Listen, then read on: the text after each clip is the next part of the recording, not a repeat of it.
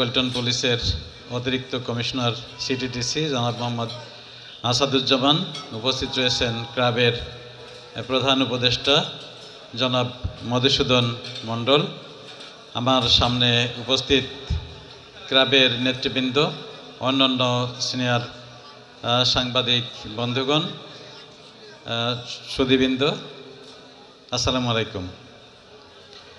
আমি প্রথমেই ধন্যবাদ জানাচ্ছি ক্লাবের এক্সিকিউটিভ কমিটিকে আমাকে এখানে আমন্ত্রণ জানানোর জন্য। আমি শ্রদ্ধা জ্ঞাপন করছি জাতির পিতা বঙ্গবন্ধু শেখ মুজিবুর রহমান, যার দীর্ঘ সংগ্রাম এবং নেতৃত্বে 9 মাসের রক্তক্ষয়ী যুদ্ধে 1971 সালে আমরা একটি স্বাধীন বাংলাদেশ পেয়েছিলাম। স্বাধীনতা যুদ্ধে যারা শহীদ হয়েছিলেন সেই বীর মুক্তিযোদ্ধা 30 লাখ শহীদ, তাদের আত্মার প্রতি শ্রদ্ধা জ্ঞাপন করছি 2 লাখ মা বোন, যাদের সর্বোচ্চ ত্যাগ আমাদের স্বাধীনতাকে ত্বরান্বিত করেছিল। আমি শ্রদ্ধা জ্ঞাপন করছি শহীদ সাংবাদিক, যারা সেই 52 সালের পর থেকে 48 সালের পর থেকে 71 সাল পর্যন্ত কলম যুদ্ধ চালিয়েছিলেন এবং শহীদ হয়েছিলেন। তাদের আত্মার প্রতিও গভীর শ্রদ্ধা জ্ঞাপন করছি। সম্মানিত সুধীবৃন্দ, সাংবাদিকতা একটি মহান পেশা।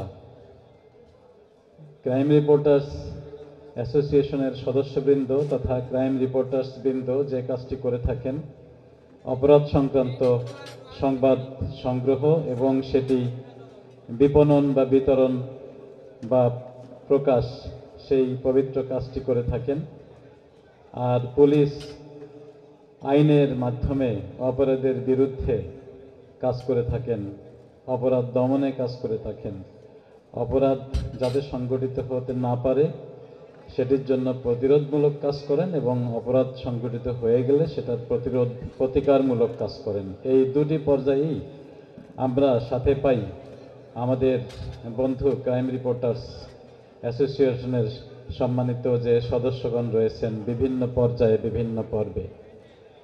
আমরা সাংবাদিকতাকে যদি পবিত্র পেশা বলি, সেই পবিত্রতার ভেতরে এই যে কাজটি, সেটি আমি মনে করি যে সেটি আরও এক ধাপ এগিয়ে, যেটি মানব সভ্যতাকে এগিয়ে নিতে সাহায্য করে, মানব সমাজকে অপরাধ মুক্ত থাকতে সাহায্য করে এবং মানব সমাজকে অপরাধের বিরুদ্ধে রুখে দাঁড়াতে সাহায্য করে এবং এই সমাজকে একটি সুন্দর সমাজে পরিণত করার জন্য কাজ করে থাকে। আমরা যারা এখানে কাজ করি, সাংবাদিক বন্ধুদের কথা বলছি, তারা হয়তো তাদের পেশার জন্য প্রত্যক্ষভাবে আমরা যে কাজটি করে থাকি সেটি হলো আমরা পেশার জন্য অর্থাৎ জীবিকার প্রয়োজনে সাংবাদিকতা করি, কিন্তু পরোক্ষভাবে যে বিরাট কাজটি আমরা করি সেটি আমরা কখনো কখনো কেউ বিবেচনায় রাখি, কখনো কখনো কেউ বিবেচনায় রাখি না। আমরা আমাদের স্বভাবসুলভভাবে সহজাতভাবেই আমরা কাজটি করে যাই, কিন্তু উভয়ভাবেই, প্রত্যক্ষভাবেই হোক আর পরোক্ষভাবেই হোক, এটি কিন্তু সমাজের জন্য একটি বিরাট ইতিবাচক ভূমিকা আমরা দেখে চলেছি আমাদের এই সাংবাদিকতা জীবনের শুরু থেকে শেষ পর্যন্ত, যেটি বিভিন্ন পদে পদে সমাজকে এগিয়ে নিচ্ছে, মানুষকে এগিয়ে নিচ্ছে, সভ্যতার দিকে এগিয়ে নিচ্ছে এবং একটি সুন্দর সমাজ গঠনের দিকে, সমাজ সংস্কারের দিকে এগিয়ে নেয়।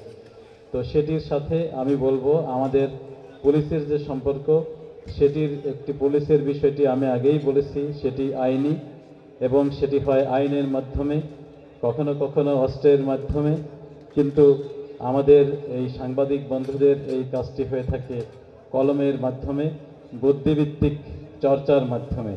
এবং আমি মনে করি যে এই দুটি উভয়ই আমাদের সমাজের জন্য অনেক গুরুত্বপূর্ণ এবং সমানভাবে প্যারালালি কাজ করে আমরা সেটির দিকে এগিয়ে যাচ্ছি।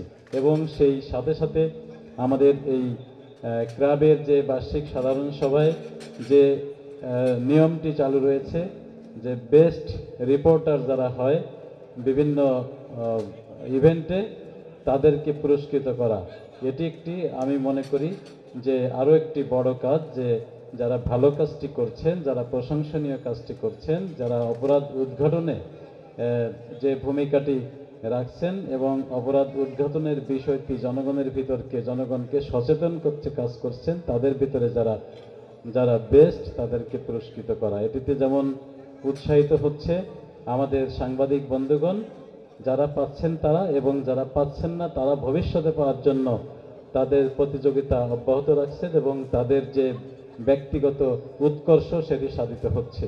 তো সুতরাং আমি এই বিষয়টিকেও আমি সাধুবাদ জানাই এবং যারা আজকে পুরস্কার পেলেন তাদের সকলকেই আমি অভিনন্দন জানাই।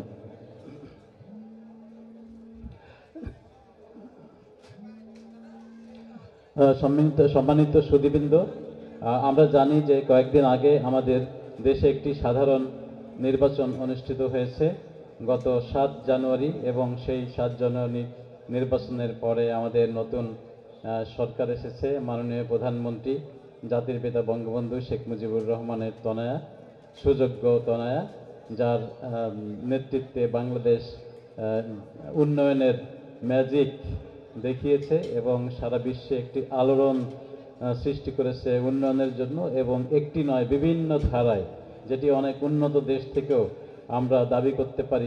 অনেক বিষয়ে আমরা এগিয়ে রয়েছি। আমরা সেই সরকারের এবং মাননীয় প্রধানমন্ত্রীর নেতৃত্বে আমরা স্মার্ট বাংলাদেশ গড়ার স্বপ্ন দেখি। আমরা ইতিমধ্যেই ডিজিটাল বাংলাদেশ গঠন করেছি। মাননীয় প্রধানমন্ত্রীর নেতৃত্বে যে স্মার্ট বাংলাদেশ আমরা গঠন করতে চলেছি, নতুন সরকারের এই শুরুতে আমরাও প্রত্যয় ব্যক্ত করি, পুলিশ, সাংবাদিক একসাথে হয়ে আমরা স্মার্ট সমাজ গড়ে তুলব এবং স্মার্ট একটি অপরাধমুক্ত সমাজ, অপরাধ নিয়ন্ত্রিত সমাজ আমরা গড়ে তুলব, এই প্রত্যয় ব্যক্ত করি। এবং সেই যুদ্ধে আমাদের মাননীয় প্রধানমন্ত্রীর শেখ হাসিনার সাথে পুলিশ, সাংবাদিক সহ সমাজের সর্বস্তরের লোকজন, সব শ্রেণী পেশার লোকজন একসাথে সামিল হবে এবং আমরা আমাদের কাঙ্ক্ষিত সেই স্মার্ট বাংলাদেশ গড়ে তুলতে পারব এবং 2041 সালে গিয়ে আমরা আমাদের এই দেশকে একটি উন্নত বাংলাদেশ হিসেবে দেখতে পাবো। সেই প্রত্যাশা রেখে সকলকে ধন্যবাদ জানিয়ে আমার বক্তব্য শেষ করছি। জয় বাংলা, জয় বঙ্গবন্ধু, বাংলাদেশ চিরজীবী হোক।